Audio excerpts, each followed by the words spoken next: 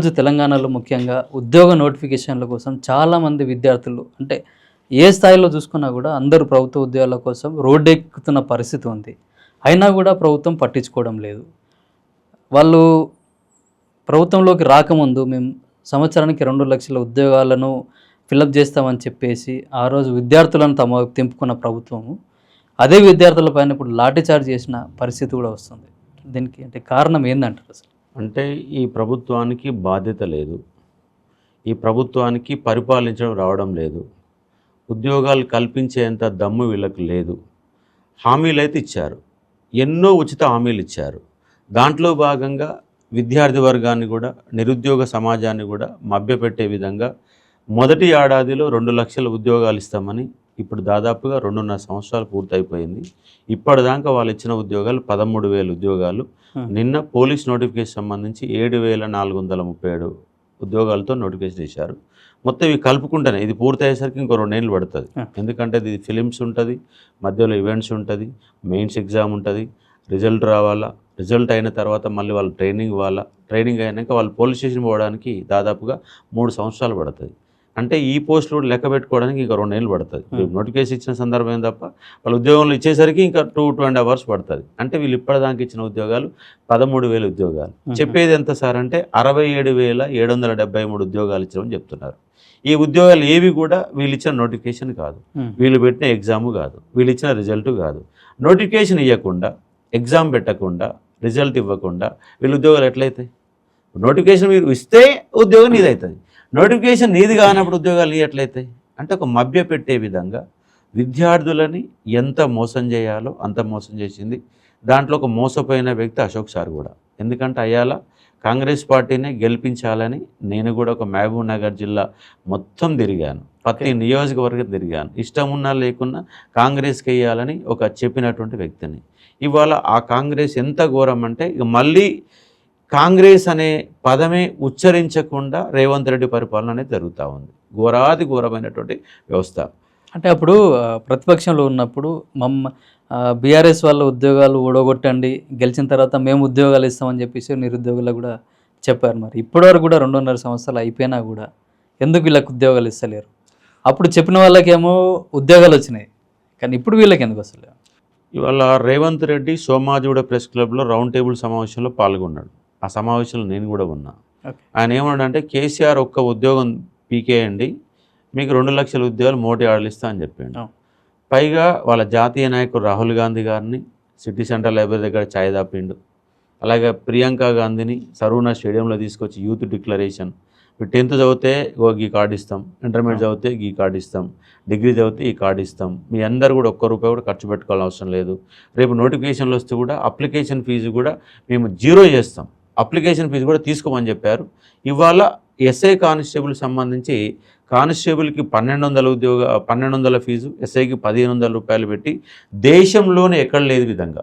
అలాగే Telangana public service commission కూడా ఎంత సార్ అంటే ఇంతకుముందు ₹100 ఉండే, 100 + 20 ₹120 అయ్యేది. ఇవాళ తెలంగాణ పబ్లిక్ సర్వీస్ కమిషన్ కూడా ఒక ఎగ్జామ్ ఫీజు ₹1000 చేస్తే దానికంటే అదనంగా ఇవాళ తెలంగాణ పోలీసు కుంటు బోర్డు 1,200, 1,500 వసూలు చేస్తున్నాం. ఎక్కడ కూడా నిరుద్యోగులకు ఇచ్చిన హామీలలో మొత్తం గుండు సున్నా.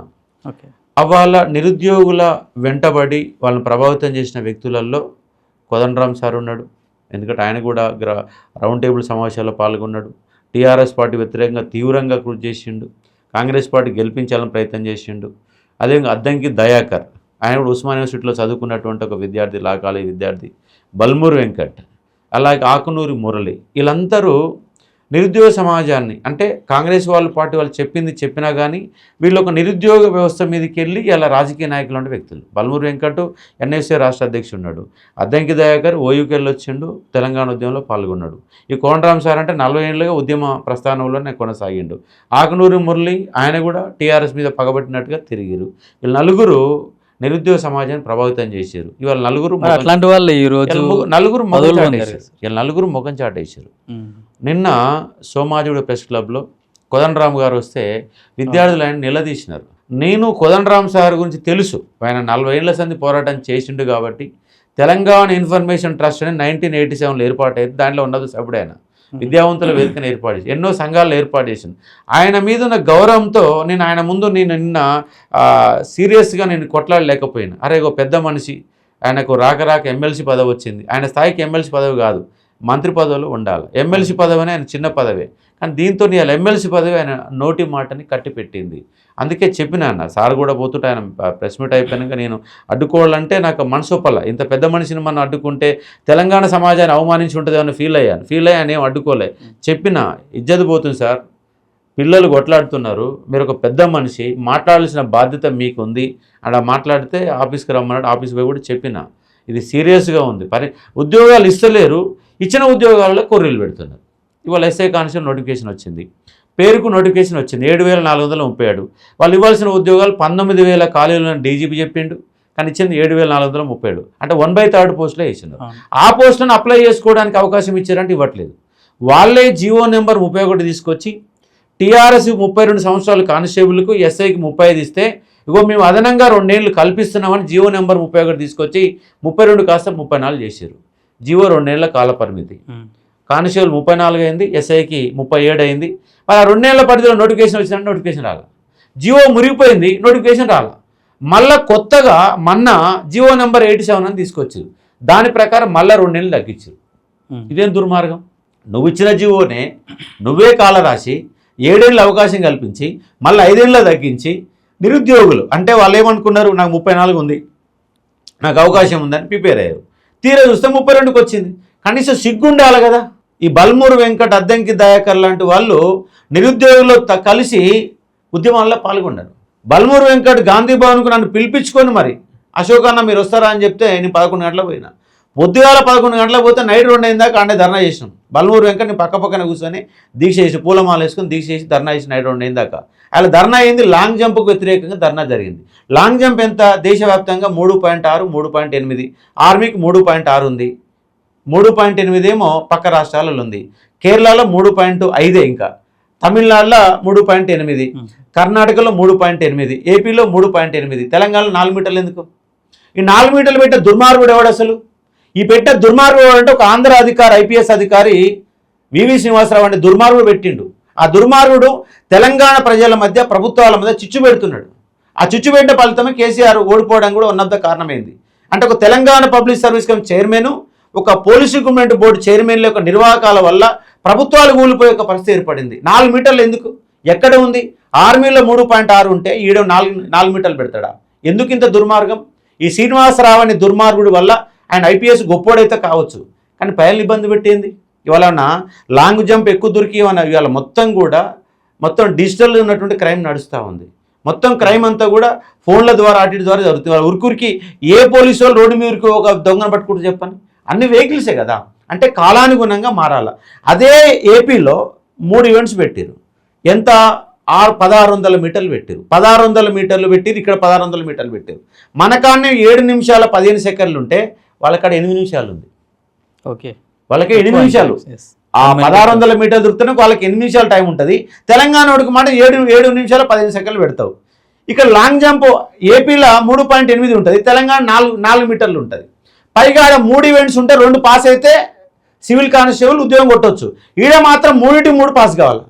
ఏంది దుర్మార్గం తెలంగాణలో? ఎందుకు ఇట్లా కుట్ర చేస్తున్నారు అనుకోవచ్చా? లేకుంటే మన ఇది ఆఫీసర్లు ఆడుతున్న నాటకము. ఈ ఆఫీసర్లు ఆడే నాటకంలో రాజకీయ నాయకులు పావులుగా మారుతున్నారు. వీళ్ళకి అవగాహన లేదు. ఎవరికన్నా చదువు రాదు. వీళ్ళకు ఈ ఎడ్యుకేషన్ అనే సిస్టమ్ మీద ఎవరికి అవగాహన లేదు. ఏ మంత్రికి అవగాహన ఉండదు. ఎందుకు పెట్టారంటే అని తెలియదు, ఈయన తెలియదు. పెట్టినోడికి మాత్రమే తెలుసు. మాలాంటి ఫ్యాకల్టీలకు, విద్యార్థులకు మాత్రమే తెలుసు. కాబట్టి ఈ విధంగా దుర్మార్గంగా వ్యవహరిస్తూ పిల్లల్ని నానా ఇబ్బందులు పెడుతున్నారు. ఇప్పుడు ఏజీ 36 కావాలని కొట్లాడుతున్నారు. కానిస్టేబుల్ 36, ఎస్ఐకి 30 ఇస్తే నీకు ఏం నష్టం అవుతుంది? మళ్ళీ కర్ణాటక రాష్ట్రంలో కానిస్టేబుల్ 35 ఉన్నది, ఎస్ఐకి 38 ఉన్నది. ఇంకా మధ్యప్రదేశ్ లాంటి రాష్ట్రాల్లో 40-41 దాకా ఉంది. మరి ఆడ చేసే కూడా పోలీసు వాళ్ళే కదా. అంటే తెలంగాణ పోలీసులు మాత్రమే 4 మీటర్లు దునకాల, తెలంగాణ పోలీసులు మాత్రమే 32 ఉండాలా? ఏమన్నా భారత రాజ్యాంగంలో సపరేట్ ఏమైనా నియమాలు తెలంగాణ రాష్ట్రానికి కానీ కొత్తగా నియమాలు అని పెట్టిరా? ఎంత దుర్మార్గం అంటే ఆ శ్రీనివాసరావు అనేది దొరికితే అసలు విద్యార్థులు ఎట్టుంటే ఆయన మీద బాంబేయాలన్నంత కోపం వస్తుంది వాళ్ళకు. అలాంటి దుర్మార్గమైన వ్యక్తి లాస్ట్ టైము టీఆర్ఎస్ పార్టీ గందరగోళపరచడానికి గల కారకుడు వివి శ్రీనివాసరావు. కాబట్టి నేనేమంటున్నా, తక్షణం డిమాండ్ ఏం చేస్తున్నంటే విద్యార్థులు పరీక్ష రాసుకునే విధంగా ఏర్పాట్లు చేయండి, ఏజ్ పెంచండి, లాంగ్ జంప్ అన్ని రాష్ట్రాలు ఉన్నట్టు 3.8 పెట్టండి, బెస్ట్ ఆఫ్ 3లో 2 అవకాశం ఇవ్వండి. వాడు ఉద్యోగం ఫైనల్గా ఎగ్జామ్ అయితే పెడతావు కదా, నిజంగా సబ్జెక్ట్లో దమ్మున్నాడు ఫైనల్గా. నువ్వు ఫస్ట్ ఎగ్జామ్ అప్లై చేసుకున్నాక నాగం చేస్తే, పోయినసారి రిజర్వేషన్లు అదే కిరికిరి చేసిండు. ఎస్సీ ఎస్టీ పిల్లలకు అన్యాయం జరిగితే నేను బరాబరి కొట్లాడినా, అన్న మందకృష్ణ మాదిగ లాంటి వాళ్ళు సహకరించి చివరికి 2,40,000 మంది గ్రౌండ్ పట్టుకొచ్చినాం. ఇవాళ అదే కొనసాగుతుంది. ఇక లాంగ్ జంపు, అలాగే ఏజ్ పెంపు, అలాగే ఇంకా దుర్మార్గం ఏంటంటే ఇలా ఫైర్ కానిస్టేబుల్ అని 1030 పోస్టులు పడ్డాయి. 700, 437 పోస్టులలో 1030 పోస్టులు కానిస్టేబుల్ ఉన్నాయి, 49 ఎస్ఐలు ఉన్నాయి. వీటికి మొట్టమొదటిసారి ఏం చేశారంటే 1/3 1/3 వంతు మహిళలకు అవకాశం ఇచ్చారు. ఇచ్చింది మంచిదే, మహిళలకు ప్రాతినిధ్యంగా ఉండాలా. మరి మహిళ ప్రాతినిధిస్తే వాళ్ళకు 4-వీలర్ లైసెన్స్ ఉండాలంట. మరి గ్రామీణ ప్రాంతాలలో 18 కానిస్టేబుల్ అప్లై చేయాలంటే 18 ఏళ్ళు ఉండాలి. మరి 18 ఏళ్ళ అమ్మాయికి ఎంత అవేర్నెస్ ఉంటే 4-వీలర్ లైసెన్స్ ఉంటే చెప్పండి. అసలు 2-వీలరే ఉండదు గ్రామీణ ప్రాంతాలలో, మహిళలకు 2-వీలరే ఉండదు. కానీ ఏమంటుండవు 4-వీలర్ కావాలంటుండు. ఇంత దుర్మార్గం చెప్పండి. ఇట్లా అలా కొండీలు పెట్టిరు. వాళ్ళు హైదరాబాద్ రంగారెడ్డిలో ఫ్యూచర్ సిటీ పేరుతో ఆయన రేవంత్ రెడ్డి కొత్త నాటకం ఆడుతుండు. ఆ ఫ్యూచర్ సిటీ పేరుతో హైదరాబాద్ రంగారెడ్డిలో ఒక పోస్ట్ ఇవ్వాల. ఇప్పుడు వాళ్ళేమో రోడ్లు ఎక్కి కొట్లాడుతున్నారు. ఫీజుల పెంపు 1,200, 1,500. దేశంలో ఎక్కడ లేదు, ఓన్లీ తెలంగాణలోనే ఉంటుంది. ఉద్యోగాలు సరిగా ఇస్తారంటే వేయరు. ఇట్లా ఏషియన్ నోటిఫికేషన్లో కొర్రీలు పెడుతున్నారు. ఇంతవరకు గ్రూప్ 2 దిక్కు లేదు, గ్రూప్ 1 దిక్కు లేదు, ఆ డిఎస్సి దిక్కు లేదు. 2 లక్షల ఉద్యోగాలు ఇస్తామని వాళ్ళే చెప్పినారు. మొదటి ఫేజ్ 1 అన్నారు, ఫేజ్ 2 అన్నారు, ఏ ఫేజ్ లేదు. ఇవాళ రోడ్ల మీద జాబ్ క్యాలెండర్ కూడా వేస్తామని ఇప్పటివరకు లేదు. అట్లాగే మేము అధికారంలోకి వచ్చిన తర్వాత పరీక్షకు అసలు స్టూడెంట్లు ఫీజు కట్టకుండానే ఫ్రీగా ఎగ్జామ్ రాసుకునే అవకాశం కల్పిస్తా అని చెప్పారు. అవును, గతంలో కూడా ఏది అమలు కావట్లేదు. నిరుద్యోగుల సంబంధించి 0. ఈ 13,000 ఉద్యోగాలలో కూడా వాళ్ళు కలిపిన ఉద్యోగాలే, సొంతంగా వాళ్ళు నోటిఫికేషన్ ఇచ్చింది లేదు. డిఎస్సీలో 5,000 ఉద్యోగాలు కలిపారు. వాళ్ళు ఇచ్చిన నోటిఫికేషన్ ఉన్నదానికి యాడ్ చేసారు, పోస్టులు యాడ్ చేసారు అంతే. గ్రూప్ 1లో ఒక 50 పోస్టులు యాడ్ చేసారు. ఇంకా ఆర్టీసీలో కొన్ని పోస్టులు వేసారు, 2,000 పోస్టులు వేసారు. దాంతోపాటు హెల్త్ డిపార్ట్మెంట్లోకి 7,000 పోస్టులు, మొత్తంగా 13,000 ఉద్యోగాలు నింపి ఇప్పుడు ఒక 7,000 ఉద్యోగాలకు సంబంధించిన నోటిఫికేషన్లు ఇచ్చారు. ఆ ఫీజులు టీఎస్పీసీ 1,000 రూపాయలు పెంచింది, 100 రూపాయలు దాన్ని 1,000 రూపాయలు చేసింది. 1,000 రూపాయలు దాన్ని 1,500 చేశారు. ఇంతకుముందు 800 కానిస్టేబుల్కి ఉంటే 1,200, అంటే 50% పెంచిన సందర్భం కనబడతా ఉంది. మరి ఇది ఎవడు చెప్తున్నాడో అంటే రేవంత్ రెడ్డి అనే వ్యక్తికి పరిపాలించడం రావడం లేదు. రాని కారణంగా డబ్బులు సృష్టించడం లేదు. ఇంతకుముందు కేసీఆర్ అంటే కొత్త జిల్లాలు తీసుకొచ్చిండు, మొత్తంగా వ్యవసాయ మార్కెట్ పెంచిండు, రియల్ భూమి క్రియేట్ చేసిరు. మొత్తం మీద ఇన్కమ్ సోర్స్ అనేది ఎంతో కొంత పెరిగి కొంత ఖర్చు పెట్టడానికి డబ్బులు ఉన్నాయి. ఈయన ఉన్నదాన్ని సంకనాకి ఇచ్చింది కదా. ఇప్పుడు హైడ్రా అనే పేరుతో తీసుకొచ్చి మొత్తం ఉన్నదాన్ని సంకనాకి ఇచ్చింది. దాంతో రియల్ ఎస్టేట్ వ్యాపారం పండుకుంది. రియల్ ఎస్టేట్ పండుకుంటే అన్ని వ్యాపారాలపైన దాని ఎఫెక్ట్ పెట్టింది. వాళ్ళ ఏపీకి ఏమో రోజు ఈటీవీ న్యూస్ ఉంటే రోజు 1,00,000 కోట్ల రూపాయలు ఆ నిధులు వస్తున్నాయి, ఆడు కంపెనీ పెడుతుంది, ఈడి కంపెనీ రోజు వార్త వస్తుంది. హైదరాబాద్ లేదు. ఇది రేవంత్ రెడ్డి యొక్క దుర్మార్గం. రేవంత్ రెడ్డి అనే వ్యక్తి తెలంగాణ సమాజాన్ని మళ్ళొక 5 సంవత్సరాలు వెనక్కి తీసుకుపోతుంది తప్ప ముందుకైతే లేదు. ఈయన వల్ల ఏమి కాదు. కాంగ్రెస్ పార్టీని కూడా పాతాళంలో తొక్కడానికి రేవంత్ రెడ్డి సిద్ధయ్యండు. రేవంత్ రెడ్డి ఒకటే టార్గెట్, ఎవడెట్టుపోతే నాకేంటి, నేను రియల్ ఎస్టేట్ బ్రోకర్ని, నేను రియల్ ఎస్టేటే చేస్తా, ఆ భూములన్నీ దిగమింగుతా, ఏదో ఒక పేరు చెప్పి ఫ్యూచర్ సిటీ పేరుతో అక్కడ భూముల రేట్లు పెంచుకొని నేను దిగమింగుతా. బుల్లెట్ రైడ్ పేరుతో ఆ పక్కనే భూములు ఉంటాయి. ఫస్ట్ వాళ్ళకి ఏంటంటే ఒక ప్రణాళిక రూపొందిస్తారు. దానికంటే ముందే భూములు కొంటారు. భూములు కొన్న తర్వాత ఒక 3 నెలల తర్వాత ఈ కొత్త స్కీములను తీసుకొస్తారు. ఇది ఓన్లీ భూముల మీదనే 1,000 కోట్ల రూపాయలు సంపాదిస్తారు రేవంత్ రెడ్డి. కానీ తెలంగాణ సమాజాన్ని సర్వనాశనం చేస్తున్నటువంటి వ్యక్తి రేవంత్ రెడ్డి. మరి ఆయన టైం ఎప్పుడు కూలిపోద్దాం అర్థం కాదు. ఇంకా 2 ఏళ్ళు అయితే ఉంటుంది. మరి కాంగ్రెస్ నాయకుల